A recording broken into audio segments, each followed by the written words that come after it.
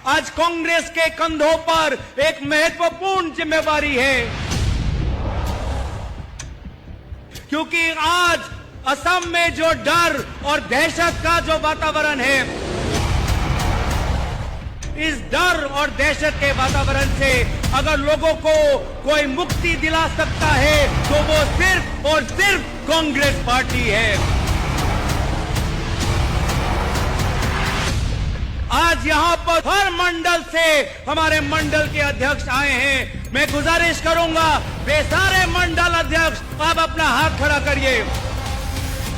ये देखिए, ये है हमारी कांग्रेस की ताकत। हम असम के लोगों को बोलेंगे कि आप डरो मत, कांग्रेस पार्टी आपके साथ है।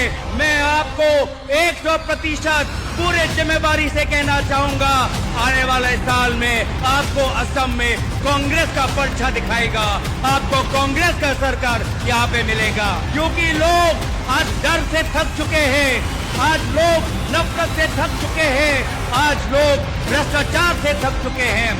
आज वे लोग जो गाय के नाम पर राजनीति करते हैं, आज उनको नया नाम दिया गया है गोरू सूर का।